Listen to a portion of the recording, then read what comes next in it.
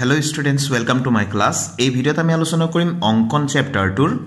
উদাহৰণ কেটা। উদাহৰণ 1 টো চোৱাচোন। এটো কেবাবাৰো আহিছে, মই ইয়াত লিখি থৈছো 2015 আৰু 2018 ত আহি গৈছে। এই কোৱেশ্যনটোৰ কাৰণে বহুত ৰিকুৱেষ্ট আহিছিলে। তো ভেৰি ইম্পৰ্টেন্ট কোৱেশ্যন এটো, তো আমি আলোচনা কৰো হা। ইয়াত দিয়া আছে এটা প্ৰদত্ত ত্ৰিভুজ ABC ৰ সদৃশ কৈ এটা ত্ৰিভুজ আঁকা যাতে ইয়াৰ বাহুবোৰ ABC ত্ৰিভুজটোৰ অনুৰূপ বাহুবোৰৰ 3/4 গুণৰ সমান। অর্থাৎ স্কেল ফ্যাক্টর 3/4 হয়। তারমানে ইয়াতে স্কেল ফ্যাক্টর বুলি কৈছে যে স্কেল ফ্যাক্টর অন্য একো নহয়, যেটো আমি আঁকিবলগীয়া ত্রিভুজ আৰু যেটো ত্ৰিভুজ আমাক দিয়া আছে সেই ত্ৰিভুজ দুটাৰ অনুৰূপ বাহুবিলাকৰ অনুপাতেই হৈ গল স্কেল ফ্যাক্টৰ। ঠিক আছে, তো স্টুডেন্টস আমি প্ৰথমতে ABC ত্ৰিভুজটো আঁকি ললো, যিকোনো জোখেৰে তোমাৰ নিজৰ ইচ্ছামতে আঁকি ললে হল, যেহেতু জোখবিলাক দিয়া নাই। তো এই ত্ৰিভুজটোৰ আমি সদৃশ হোৱাকৈ আন এটা ত্ৰিভুজ আঁকিব লাগে। এতিয়া স্টুডেন্টস মই এই AB বাহুটোৰ এই বিন্দুৰ পৰা মই এডাল ৰশ্মি আমি টানি দিলো, এডাল নাম দিলো AX ৰশ্মি। ঠিক আছে, যাতে BAX টো এটো সূক্ষ্ম কোণ হয়। এতিয়া এই AX ৰশ্মিত মই কেটামান দাগ দিম, এৰ পৰা সমান সমান দূৰত্বত মই দাগ দিম। কেইটা দাগ দিব লাগিব? আমাৰ যেটো অনুপাত দিয়া থাকে, মন কৰিবা স্টুডেন্টস, যেটো অনুপাত দিয়া থাকে, আমাৰ ইয়াৰ অনুপাত দিয়া আছে 3/4। আমাক এটা ভগ্নাংশ এটা দিয়া আছে 3/4। তো হৰত বা লবত দুটাৰ ভিতৰত যেটো সংখ্যা ডাঙৰ আছে সেই সংখ্যাটোৰ সমানে আমি ইয়াতে ভাগ কৰিব লাগিব। ঠিক আছে, তো 3 আৰু 4 আছে সংখ্যা দুটা, তো 4টো ডাঙৰ, গতিকে ইয়াত আমি 4 ভাগ কৰিম। এৰ পৰা সমান সমান দূৰত্বত মই দাগবিলাক দিম। তো এয়াৰ স্টুডেন্টস চোৱা, মই দাগবিলাক দিছো। তোমালোকে স্কেলৰ সহায়টো দিব পাৰা সমান সমান দূৰত্বত। এয়া মই দাগ দিলো, ইয়াৰ পিছত আকৌ ইয়াৰ পৰা এয়া দাগ দিলো 2 নম্বৰ, 3 4 নম্বৰ দাগ দিলো। ঠিক আছে, সৰু সৰুকৈ দাগবিলাক দিলে হল। দাগবিলাকত মই নাম দি দিলো A1 A2 A3 A4। ঠিক আছে, এতিয়া এই যে B পইণ্টটো আছে বা এই ত্ৰিভুজটোৰ যেটো ভূমি আছে, ভূমিৰ ফালে যেটো পইণ্ট থাকিব, B হ'ব পাৰে, কেতিয়াবা C হ'ব পাৰে। এই পইণ্টটোৰ লগত আমি এইকেটাৰ কোনটো আমি সংযোগ কৰিম। তো হৰত যেটো থাকিব সংখ্যাটো, সেই নম্বৰ পইণ্টটোৰ পৰা আমি সংযোগ কৰিম। ঠিক আছে, হৰত আছে 4 আছে 3/4, হৰত আছে 4, গতিকে এই 4 নম্বৰ পইণ্টটোৰ পৰা এই B টো সংযোগ কৰি দিম। তো এয়া চোৱা, মই সংযোগ কৰি দিলো। ঠিক আছে, এতিয়া আমাক 3/4 দিছে, গতিকে 3 নম্বৰ পইণ্টটোত মই এই BA4 যে আমি পালো, ইয়াৰ সমান্তৰালকৈ এতিয়া আন এডাল ৰেখাখণ্ড আঁকিব লাগিব। তো স্টুডেন্টস অকমান কম্পাসটো এনেকৈ মেলি লবা, বেছি নহয়, নিজৰ আন্দাজ মতে, নিজৰ সুবিধা মতে। তো A4 বিন্দুত আমি ইয়াৰ সমান্তৰালকৈ আঁকিবলৈ হলে এটা নিয়ম আছে, আমি কম্পাসেৰে আঁকিব লাগিব। A4 বিন্দুত মই কম্পাসৰ কাটাটো ভৰাই ললো ভালকে। তাৰ পিছত এয়া চোৱা, দুইটা বাহুকে কটাকৈ মই এটা বৃত্তচাপ আঁকিলো এয়া। ঠিক আছে, এতিয়া এই যোগটো সলনি নকৰাকৈ মই ক'ত আঁকিব লাগিব? A3 আঁকিব লাগিব। গতিকে A3 বিন্দুত কম্পাসৰ কাটাডাল ভৰাই দিলো আৰু এই বাহু কটাকৈ এনেকৈ মই আন এটা বৃত্তচাপ আঁকিলো একে সমান জোখেৰে। ঠিক আছে, এতিয়া ইয়াত ক'ত ক'ত কাটিছে চোৱা, এই বাহুটোক য'ত কাটিছে আৰু এই বাহুটোক য'ত কাটিছে, এই ভাগটো আমি কম্পাসেৰে জুখি লম কিমান বহল আছে। এয়া চোৱা, কম্পাসৰ কাটাটো মই এই বাহুটোত য'ত কাটিছে তাতে মই ভৰাই লৈছো আৰু এইফালে মই এয়া মিলাই ললো পেন্সিলৰ মাথাটো। ঠিক আছে, এয়া মই ভালকৈ মিলাই লৈছো, ভালকৈ মিলাই লৈ এয়া চোৱা যোগটো পুৰা হৈছে হয়নে। এই যোগটো লৈ গৈ এই বাহুটোৰ য'ত কাটিছে সেইটো বিন্দুত কাটাটো ভৰাই ললো আৰু আগৰ চাপটোক মই কাটি দিলো। ঠিক আছে, এই কটা বিন্দুটোৰ পৰা A3 বিন্দুৰ পৰা এই কটা বিন্দুটোৰ মাজেদি এডাল ৰেখা টানি দিম, চাবা ইয়াৰ সমান্তৰাল হ'বই। তো এয়া চোৱা স্টুডেন্টস, মই টানি দিলো। এতিয়া য'ত ABৰ বাহুৰ যেটো বিন্দুত কাটিছে গৈ, ইয়াৰ নাম দিলো আমি B ডেশ। ঠিক আছে, তো আমি এই BCৰ সমান্তৰালকৈ যেডাল ৰেখা আঁকিব লাগে, ক'ত আঁকিম আমি? এই B ডেশ বিন্দুত। নতুনকৈ B ডেশ বিন্দুটো পালো নহয় জানো, ইয়াত আমি আঁকিম আগৰ নিচিনাকৈ নিয়মেৰে আমি আঁকিম। তো স্টুডেন্টস মই আকৌ নিজৰ সুবিধা মতে পেন্সিল আৰু কম্পাসৰ কাটাৰ ডিস্টেন্সটো মই বনাই ললো। মই B বিন্দুত কাটাটো ভৰালো, কাৰণ এই BCৰ সমান্তৰালকৈ আঁকিব লাগে। গতিকে B বিন্দুত কাটাটো ভৰাই মই এই বৃত্তচাপ এডাল আঁকি দিলো। ঠিক আছে, বৃত্তচাপ দুইটা বাহুকে কটাকৈ বৃত্তচাপ আঁকিলো। দুইটা বাহুকে কাটিছে, এইফালৰ এই বাহুটোক ইয়াত কাটিছে গৈ আৰু এইফালৰ এই বাহুটোক ইয়াত কাটিছে হয়নে। গতিকে এইটো মই যোগটো ক'ত লৈ যাব লাগিব? B ডেশ বিন্দুত। B ডেশ বিন্দুত মই কম্পাসৰ কাটাটো ভৰাই ললো, ভৰাই লৈ মই আন এটা বৃত্তচাপ মই আঁকি ললো ঠিক আছে এতিয়া আমি আগৰ দৰে এই বাহুটোক যত কাটিছে আৰু এই বাহুটোক যত কাটিছে সেই ভাগটো আমি জুখি লম ঠিক আছে অকমান কম্পাসটো মই মিলাই ললো এয়া সোৱা সম্পূৰ্ণকৈ মিলিছে হয়নে এই ভাগটো আনি মই ইয়াত এতিয়া এই বাহুটোক যত কাটিছিলে সেই বিন্দুত মই কাটাটো ভৰালো আগৰ চাপটোক মই এসোৱা কাটি দিলো ঠিক আছে এতিয়া এই বি ডেশ বিন্দুৰ পৰা এই কটাকটি কৰা বিন্দুৰ মাজেদি এডাল মই ৰেখাখণ্ড টানি দিম এসিক যত কাটিব তাত মই সি ডেশ নাম দিম তো এসোৱা স্টুডেন্টস মই টানি দিলো ইয়াত মই নাম দিম এতিয়া সি ডেশ এসিত গৈ প্লাই যত কাটিছে গৈ তাৰ নাম দিলো সি ডেশ তো আমি পাই গলো এ বি ডেশ সি ডেশ এইটোৱে আঁকিবলগীয়া ত্ৰিভুজ যেটো নেকি এ বি সি যেটো অৰিজিনাল ত্ৰিভুজ আছিল তাৰ সদৃশ হ'ব তো স্টুডেন্টস হেখত মই আকবাৰ দেখাই দিছো এনেকৈ আমি আঁকিব লাগে দেখা তেনেকুৱা হ'ব ঠিক আছে স্টুডেন্টস মই অঙ্কন প্ৰণালী ইয়াতে কাখত লিখি দিছো তোমালোকে কেতিয়াও এনেকৈ কাখত নি লিখিবা আগতে চিত্ৰটো আঁকি লবা তাৰ পিছত তাৰ তলতহে অঙ্কন প্ৰণালী বা অঙ্কনৰ পৰ্যায়বোৰ বা অঙ্কনৰ ধাপবোৰ তোমালোকে লিখিবা অৰ্থাৎ অঙ্কনত আমি কেনেকৈ অঙ্কনত কি কৰিলো কেনেকৈ কৰিলো সেই কথাখিনি আমি ইয়াতে লিখি দিব লাগে একেবাৰে সিম্পল এখিনি কেতিয়াও মুখস্থ নকৰিবা নিজে লিখিবলৈ চেষ্টা কৰিবা বুজি লৈ ঠিক আছে তো বুজাবলৈ যাতে সুবিধা হয় তাৰ কাৰণে মই কাখত লিখিছিলো সেই কাৰণে তোমালোকক আকৌ এবাৰ কৈ আছো কেতিয়াও তোমালোকে এনেকৈ কাখত নি লিখিবা তোমালোকে তলতে লিখিবা তো ইয়াতে চোৱাচোন আমি কি কৰিলো সেইখিনি কথাকে লিখিছো প্ৰথমতে ত্ৰিভুজ ABC আঁকি লোৱা হল আঁকি লৈছিলো হয়নে মনত আছে 2 নম্বৰত লিখিছো A বিন্দুৰ পৰা AX ৰশ্মি টানি দিয়া হল তাৰছত ত্ৰিভুজটো আঁকি লৈ A বিন্দুৰ পৰা AX ৰশ্মিডাল টানি দিছিলো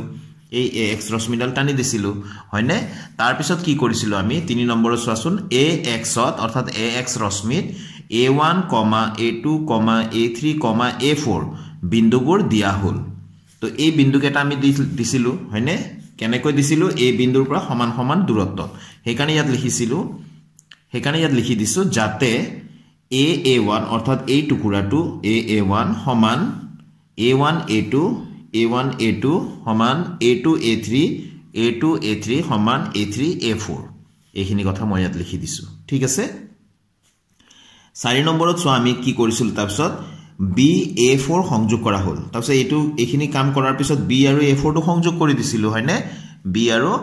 A4 টো আমি সংযোগ কৰি দিছিলো তাৰ পিছত কি কৰিছিলো B A4 ৰ সমান্তৰালকৈ B ডেশ A3 ইয়াত লিখি দিছো B ডেশ A3 এৰ সমান্তৰালৰ চিন B ডেশ A3 সমান্তৰাল B A4 অঙ্কন কৰা হল তো B A4 ৰ সমান্তৰালকৈ B ডেশ A3 আমি অঙ্কন কৰিছিলো তাৰ পিছত আমি এই B ডেশ বিন্দুত আমি কাম কৰিছিলো B ডেশ C ডেশ এটো B ডেশ C ডেশ সমান্তৰাল BC অঙ্কন কৰা হল তো BC ৰ সমান্তৰালকৈ B ডেশ C ডেশ ডাল আমি অঙ্কন কৰিছিলো কৰাৰ পিছত আমি পাইছিলো A B ডেশ C ডেশ গতিকে ইয়াত লিখি দিলো এতেকে ত্ৰিভুজ A B ডেশ C ডেশ টোই আঁকিবলগীয়া ত্ৰিভুজ একেবাৰে সহজ হয়নে তো আঁকিবলগীয়া ত্ৰিভুজ ইয়াত এই যে যেটো নতুন ত্ৰিভুজটো পালো A B ডেশ C ডেশ অৰ্থাৎ A B ডেশ C ডেশ এই ত্ৰিভুজটো আগৰ ত্ৰিভুজ ABC ত্ৰিভুজৰ সদৃশ হবই ঠিক আছে যদি হয় আমি সত্যাপনো এতিয়া কৰি দিব লাগিব এতিয়া স্টুডেন্টস সত্যাপনত মই কি লিখিছো আসুন ত্ৰিভুজ A B ডেশ A3 আৰু ত্ৰিভুজ A B A4 অৰ্থাৎ এই চিত্ৰটোৰ তলফালে সোৱা A B ডেশ A3 এই সৰু ত্ৰিভুজটো আৰু A B A4 এই ডাঙৰ ত্ৰিভুজটো বাহিৰৰ ত্ৰিভুজটো এই দুটা ত্ৰিভুজত আমি তুলনা কৰিম এই দুটা ত্ৰিভুজত ভালকৈ লক্ষ্য কৰা দুইটা ত্ৰিভুজৰ কাৰণে A কোণটো আছে অৰ্থাৎ A কোণটো সাধাৰণ কোণ হৈ আছে আৰু আমি লিখিম A B ডেশ কোণটো আৰু ইয়াৰ B কোণটো অৰ্থাৎ A B ডেশ A3 এই কোণটো আৰু A B A4 এই কোণটো এই দুটা কোণ সমান হ'ব কিয় সমান হ'ব মই লিখি দি আছো তো স্টুডেন্টস মই ইয়াত লিখি দিলো A কোণ সমান A কোণ এই ত্ৰিভুজৰো A কোণ এই ত্ৰিভুজৰো A কোণ দুইটা একে আছিল হয়নে সৰু ত্ৰিভুজটোৰ কাৰণে A কোণ ডাঙৰ ত্ৰিভুজটোৰ কাৰণে A কোণ হেকাৰণে সাধাৰণ কোণ মই অকমান আগত কলোৱে তাৰ পিছত ইয়াত লিখিলো A B ডেশ A3 কোণ সমান A B A4 কোণ হয়নে মই অকমান আগত দেখাইছিলো এই কোণটো আৰু এই কোণটো সমান হ'ব কিয় সমান হয় এটো অনুৰূপ কোণ হয় কেনেকৈ অনুৰূপ কোণ হয় যেহেতু এটো B ডেশ A3 আৰু B A4 সমান্তৰাল আছিল আৰু AB হৈ গল ছেদক AB হৈ গল ছেদক গতিকে এই কোণটো আৰু এই কোণটো হৈ যাব অনুৰূপ কোণ তো অনুৰূপ কোণবিলা সদায় সমান সমান্তৰাল ৰেখাৰ কাৰণে তো এতেকে এটা ত্ৰিভুজৰ দুটা কোণ আনটো ত্ৰিভুজৰ দুটা কোণৰ সৈতে সমান হয় তেনহলে এই দুটা ত্ৰিভুজক আমি সদৃশ বুলি ক'ব পাৰিম কোন কোন শৰ্তমতে তো এয়া লিখি দিলো এতেকে ত্রিভুজ AB ড্যাশ A3 সদৃশ এটো সদৃশ চিন ত্রিভুজ AB A4 যদি সদৃশ হয় যদি ত্রিভুজ দুটা সদৃশ হয় তেনেহলে অনুৰূপ বাহুৰ অনুপাতবিলাক সমান হ'ব তো আমি ইয়াত লিখিম এতেকে ইয়াৰ এই ত্ৰিভুজটোৰ AB ড্যাশ বাহুটো ললো তো এফালে কি আহিব AB বাহু ঠিক আছে সমান এফালে কি আহিব আমি কি লম A3 ঠিক আছে আৰু ইয়াত আমি কি লম A4 ঠিক আছে এই দুজোৰ ললে আমি হৈ যাব তো এটো সমান হ'ব ইয়াক আমি 1 নম্বৰ বুলি দি থলো ঠিক আছে ইয়াত চাবা এতিয়া মই লিখিছো কিন্তু A3 by A4 equals 3/4 অঙ্কন মতে কৰপা পালো অঙ্কন মতে কেনেকৈ কৈছো সোৱা ইয়াতে A ৰ পৰা A3 লৈ কেই ভাগ আছে এভাগ দুভাগ তিনি ভাগ আৰু A ৰ পৰা A4 লৈ কেই ভাগ আছে চাৰি ভাগ এভাগ দুভাগ তিনি ভাগ চাৰি ভাগ হয়নে হেকাৰণে ইয়াত লিখা গৈছে যে A3 by A4 equals 3/4 ইয়াৰ কাৰণে 3 ইয়াৰ কাৰণে 4 অঙ্কন মতে আমি এই ধৰণে কাটি থৈছিলো হয়নে এটুক আমি 2 বুলি দিলু ঠিক আছে তো 1 আৰু 2 ৰ পৰা কি পাম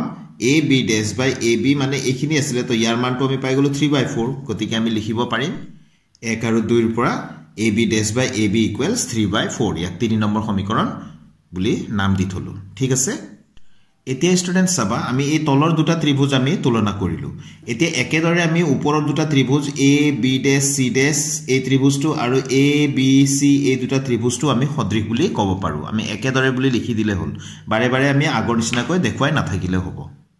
তো স্টুডেন্টস মই লিখি দিলো একেদৰে ত্ৰিভুজ AB dash C dash সদৃশ ত্ৰিভুজ ABC এই শৰ্তমতে আমি দেখুৱাব পাৰো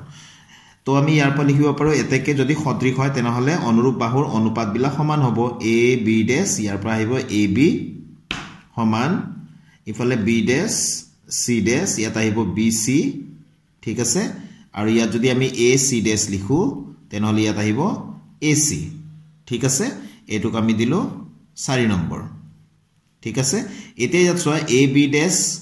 by AB মানে 3/4 অৰ্থাৎ ইয়াৰ মানটো 3/4 ৰ সমান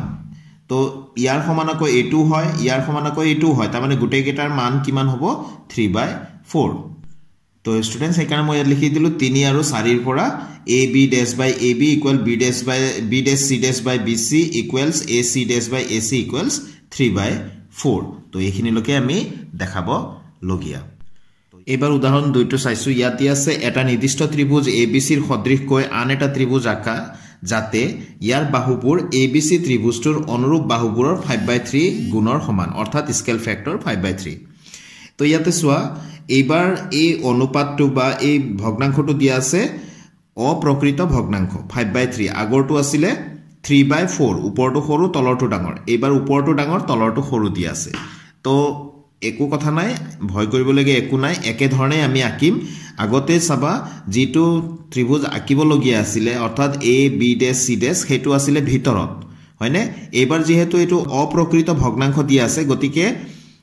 যেটো আকিব লগিয়া ত্ৰিভুজ ABC টো তো আমাক দিয়াই আছে যেটো আকিব লগিয়া ত্ৰিভুজটো এবাৰ যেটো ত্ৰিভুজ দিয়া আছে তাৰ বাহিৰত হ'ব ঠিক আছে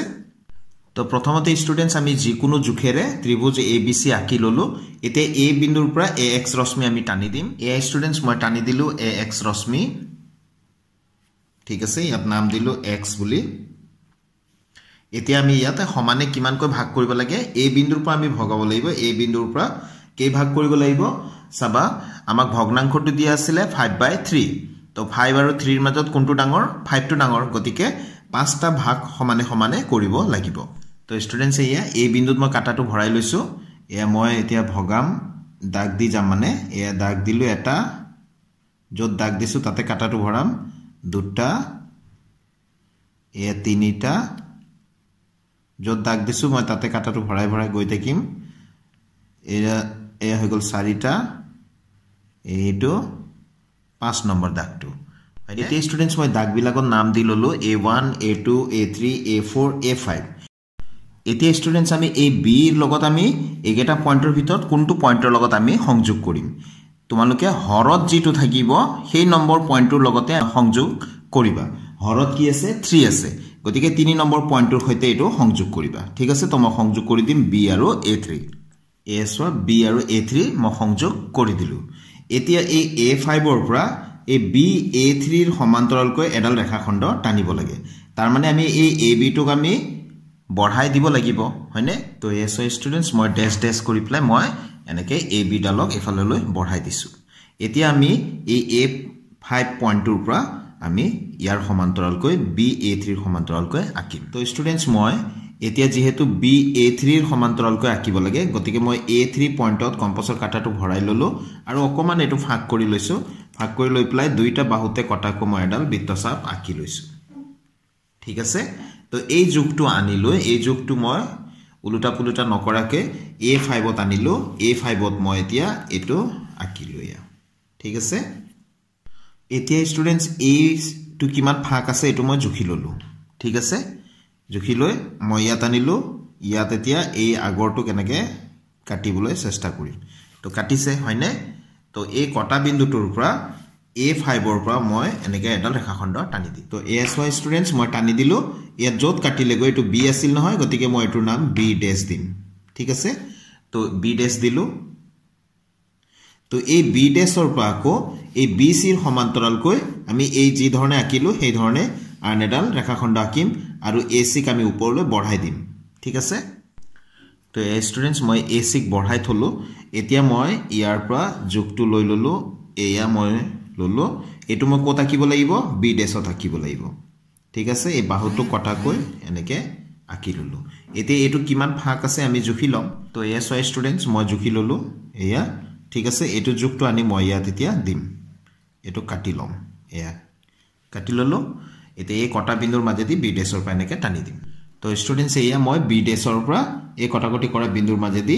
B ড্যাশ C ড্যাশ টানি দিলো যেটোৱে AC ৰ বৰ্ধিত অংশৰ C ড্যাশ বিন্দুত গৈ কাটিছে ইয়াৰ সমান্তৰালকৈ অঙ্কন কৰি দিলো তো এই A B dash C dash এই ত্ৰিভুজটোৱে হল আঁকিবলগীয়া ত্ৰিভুজটো তো অঙ্কন প্ৰণালী আৰু সত্যাপনটো মই লিখি দিম আগৰ দৰে হয় একেবাৰে গতিকে মই ইয়াত বুজাই নাথাকো ডাইৰেক্ট মই লিখি দিম তো ষ্টুডেন্টস এয়া অঙ্কন প্ৰণালী মই লিখি দিলো ত্ৰিভুজ ABC আঁকি লোৱা হল একেবাৰে আগৰটো নিচিনাই একেবাৰে হলনি কৰা নাই মই যাতে তোমালোকৰ বুজিবলৈ সুবিধা হয় তেনেকৈ মই ইয়াত লিখি দিছো 2 নম্বৰ লিখিছো এই বিন্দুৰ পৰা AX ৰশ্মি টানি দিয়া হল যাতে BAX কোণ এটা সূক্ষ্ম কোণ হয় ঠিক আছে তো 3 নম্বৰত AX ত A1 A2 A3 A4 A5 দাগবোৰ দিয়া হল যাতে A1 equal A1 A2 equal A2 A3 equal A3 A4 equal A4 A5 হয় গুটেইবোৰ টুকুৰা যাতে সমান সমান হয় এবাৰ দেখাই দিছো মই ইয়াতে এয়া A পৰা A1 লৈ মানে A1 যিমান দীঘল আছে A1 A2 সিমান দীঘল সেই ধৰণে গুটেইকেটা এই টুকুৰা কেটা সমান সমান দীঘল ঠিক আছে তাৰ পিছত আমি 4 নম্বৰ পইণ্টলৈ আহো 4 নম্বৰ পইণ্টত A3 B সংযোগ কৰা হল তাৰ পিছত এয়া A3 আৰু B টো সংযোগ কৰি লৈছিলো তাৰ পিছত ইয়াৰ সমান্তৰালকৈ B ড্যাশ A5 আমি আঁকিছিলো হেকানে ইয়াত লিখিছো নেক্সট স্টেপ টু 5 নম্বৰটো চোৱাচোন B ড্যাশ A5 সমান্তৰাল BA3 অঙ্কন কৰা হল অঙ্কন কৰি লৈছিলো নাম্বাৰ 6 ত আকৌ আমি B ড্যাশ C ড্যাশ সমান্তৰাল BC অঙ্কন কৰা হল ঠিক আছে তো এই স্টেপ মতে এই স্টেপখিনি যদি বুজি পোৱা তোমালোকে নিজে লিখিব পাৰিবা ইয়াত যি কৰা যায় আসলতে অঙ্কনত যি কৰা যায় সেইখিনিয়ে আমি ইয়াতে স্টেপ বাই স্টেপ টুকি দিও এটোৱে হৈ গল অঙ্কনৰ প্ৰসিডিউৰ বা অঙ্কন প্ৰণালী বা অঙ্কনৰ ধাপবোৰ তাৰপিছত আমি কি পাই গৈছিলো যে আমি এইখিনি আগতে ত্ৰিভুজ ABC আঁকি লৈছিলো তাৰপিছত এয়া বাহিৰে বাহিৰে AB ড্যাশ C ড্যাশ এই ত্ৰিভুজটো আমি পাই গলো হেকাৰণে আমি শেষত লিখি দিম যে এতেকে ত্ৰিভুজ AB ড্যাশ C ড্যাশ টোৱে আঁকিবলগীয়া ত্ৰিভুজ যত ত্ৰিভুজ AB ড্যাশ C ড্যাশ টো কাৰ সৈতে সদৃশ হয় অৰিজিনাল যেটো ত্ৰিভুজ আছিল ABC ত্ৰিভুজৰ সৈতে সদৃশ হয় তো সত্যাপন কৰিম সত্যাপনটো একেবাৰে আগৰ নিচিনাকৈ কৰি দিছো ইয়াত চোৱা AB ড্যাশ A5 আৰু AB A3 এয়া চোৱা এবাৰ আমাৰ AB ড্যাশ A5 এইটো আৰু এই ত্ৰিভুজটো AB A3 এই ত্ৰিভুজ দুটাত AA হৈ গল সাধাৰণ কোণ AB ড্যাশ A5 সমান AB A3 এই দুটা অনুৰূপ কোণ যেহেতু B ড্যাশ A5 সমান্তৰাল BA3 আছিল যত AB ড্যাশ টো ছেদক AB ড্যাশ মানে এইডাল হল ছেদক হয়নে তো তেনেহলে এই দুটা ত্ৰিভুজ কি হ'ব AA অৰ্থাৎ কোন কোন শৰ্তমতে সদৃশ হ'ব যদি সদৃশ হয় অনুৰূপ বাহুৰ অনুপাতবিলাক সমান গতিকে আমি এই দুজোৰ বাহু লৈছো এ বি ডেশ লৈছো আৰু বাই এ বি ডেশ ললে ইয়াৰ এ বি আহিব আৰু এইফালে a5 ললে ইয়াৰ a3 আহিব এক নম্বৰ সমীকৰণ দি ললো কিন্তু অঙ্কন মতে a5 মানে 5 টুকুৰ a3 মানে 3 টুকুৰ গতিকে 5/3 অঙ্কন মতে 2 নম্বৰ দিলো ঠিক আছে তো 1 আৰু 2 ৰ পৰা কাৰণ এইখিনিৰ মানটো এয়া 5/3 পাইছো গতিকে a2 কিমান হ'ব 5/3 হ'ব গতিকে 1 আৰু 2 ৰ পৰা ab dash by ab equals 5/3 দিছো ইয়াৰ 3 নম্বৰ বুলি দি থলো এতিয়া এই দুটা ত্ৰিভুজ আগতেও দেখাইছো তথাপিও আকবাৰ দেখাই দিছো এই দুটা ত্ৰিভুজ যেহেতু সদৃশ দেখাব পাৰিলো হে একে ধৰণে আমি এই ত্ৰিভুজ দুটাও আমি সদৃশ বুলি ক'ব পাৰিম হেকাৰণে ষ্টুডেন্টস ইয়াত লিখি দিছো একেদৰে a b dash c dash ত্ৰিভুজটো a b c ত্ৰিভুজৰ সদৃশ হ'ব কোন কোন শৰ্তমতে a শৰ্তমতে গতিকে যদি এই দুটা ত্ৰিভুজ যদি সদৃশ হয় তিনিউজুৰ বাহুৰ অনুপাত বিলাক সমান হ'ব তো a b dash by a b dash year a b b dash c dash year b c a c dash মানে ইয়াৰ কি হ'ব a c অনুপাত বিলাক সমান হ'ব কিন্তু এই ইয়াৰ মানটো কিমান আছিল সোৱাচোন ওপৰত উলিয়াই থৈছিল 5/3 গতিকে এটো 3 আৰু এটো 4 3 আৰু 4 ৰ পৰা আমি ক'ব পাৰিম যে যেহেতু গুটেকেটা সমান গতিকে গুটেকেটাৰ মানু কিমান হ'ব 5/3 তো এইটো আমি দেখুৱাব লাগিব এইখিনি লকে ঠিক আছে তো আশা কৰো তোমালোকে দুইটা উদাহৰণৰ কোৱেশ্যনটো ভালকৈ বুজি লৈছা ভালকৈ তোমালোকে প্ৰ্যাকটিস কৰিবা এই দুটা অহাৰ চান্স খুবে বেছি আছে তো আজিৰ ভিডিওটো মই এটা সামৰিম ষ্টুডেন্টস নেক্সট ভিডিওত আকৌ লগ পাম নতুন কোৱেশ্যনৰ সলিউশনৰ সৈতে thank you students keep watching my channel